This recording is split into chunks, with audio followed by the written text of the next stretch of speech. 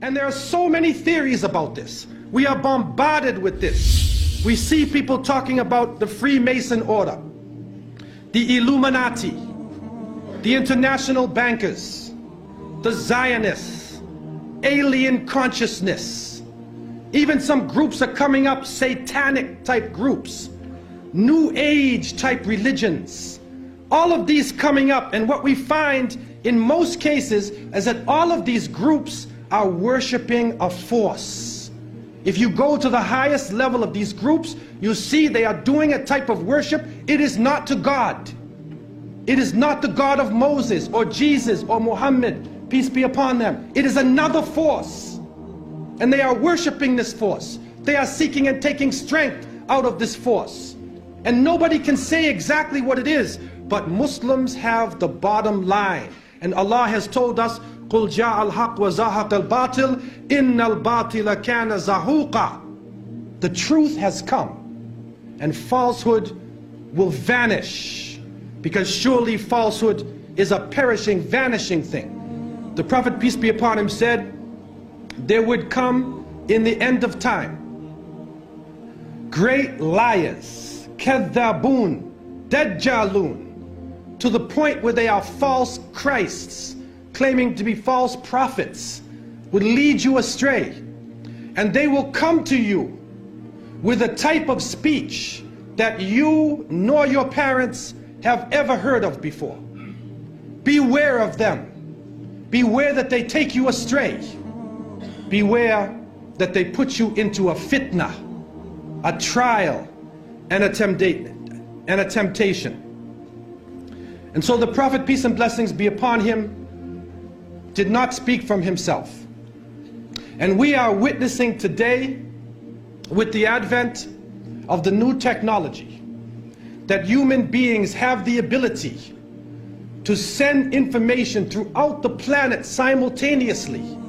We have the ability to witness events here in Australia that could be happening in other parts of the world. In Europe, we could witness these events.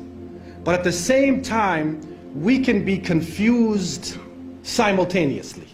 The whole world can be lied to at once. And they have the ability to twist around, to develop, to put together images and sounds, and to develop this story, which, although it is not true, appears to be true. And you know it's not true, but you watch it as though it is true, and it affects the way you think. And so, as the Prophet, peace be upon him, said, Sadaqa Rasulullah alayhi salatu wasalam, they will come to you with a type of speech that you nor your parents have ever heard of before. You have never heard this thing before. Sadaqa Rasulullah alayhi salatu wasalam. The masses of the people become helplessly preoccupied.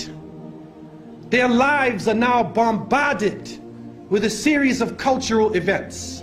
And these cultural events start to become the most important things in their lives. The World Cup, the Major League Series, the rugby, the cricket, the hockey, the tennis. Whatever the sport may be, we see whole nations coming behind sports. And the national heroes become sporting people. Even in Saudi Arabia, even in our own Muslim countries, the national heroes are now the soccer players. Who kicks the little ball inside of a net?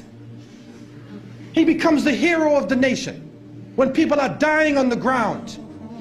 But yet we become preoccupied with this. And it becomes a type of indoctrination happening to us. And with the use of powerful music playing on our emotions, with videos now being taken to the furthest extremes in the planet, people's thinking processes are changing. People are now in love with the superheroes, even confused about their own identity, trying to change themselves, change the color of their hair, change their eyes, change the way they dress, change the way they talk, on a global level. And then we see drug addiction reaching a point that humanity has never seen before. And after traveling to over 36 countries, looking at the Muslims and being with them, I have found that in all of the communities that the young people are being confused with drugs. It is pouring into our countries. No matter what form it takes, cocaine, LSD, psychedelic, depressants, put you up, put you down, confuse you, but create a false world and give you a false dependence so that you become dependent on the chemical. You forget about Allah. Your God becomes the pusher. Your God becomes the chemical. And so creating this dependency amongst the masses of the people. And then we see lethal social diseases being spread. And it is said that in southern Africa, and Allah knows best what this really is, but they say that in some parts of southern Africa, 1 out of every 4 people is HIV positive. Then we see the planet malfunctioning. We're supposed to be rising in technology. Our life is supposed to be getting better, but the very planet that is created in order to serve us is malfunctioning. The air is becoming polluted. The water is becoming polluted. The animals are dying. They are cutting down the rainforests. They are destroying forms of life. And now we are getting strange forms of cancer. Other diseases, other lumps and tumors and things popping up in our bodies that we have never seen before. And it is happening all over the planet.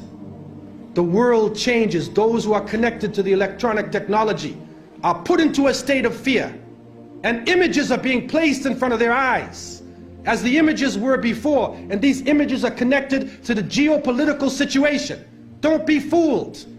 And we, the innocent people, trying to look at the world and trying to understand what is going on, we see everything is moving toward one world state, one world police force, one world bank, and one world unelected elite that rules over us not based upon the will of the people or democracy, but rules over because of control of the bank, control of the economy and the flow of the money, which is changing every day, changing from gold and silver to paper to plastic. And now they are trying out chips. They're putting chips in somebody's head. They tried it in Florida. And if you can take anything from me, don't ever let anybody put a chip inside of you. Don't let them do it to you, man. A microchip. And they say, no, it can do you a lot of good. If you're diabetic, it will say you're diabetic. But the problem we're facing is, what else can happen with that chip? What else can be done to the chip? Your emotions could be controlled. Your mind could be controlled. You could even be killed. Wal-iyadu billah. And so the Quran and the Hadith, the revelation gives the Muslim the bottom line. And we need to work from the bottom line up, instead of from the confusion to the bottom line. And when we go to the bottom line, we find that the Quran talks about in the beginning of time, when Allah subhanahu wa ta'ala had created the creations, and then He created Adam alayhi salam. And He turned to His angels, and amongst the angels was a jinni named Iblis. May Allah protect us from him. There was a jinni amongst them who was so pious and so knowledgeable, he was given a place with the angels. The angels could not disobey Allah. And so Allah told them in the oft repeated verses, Usjudu li Adam fasajadu illa Iblis. He told them, bow down to Adam, and all of them bow down except Iblis. And Surah Al-Kahf told us, Kana min al-jinn. He was jinni. He was not a fallen angel.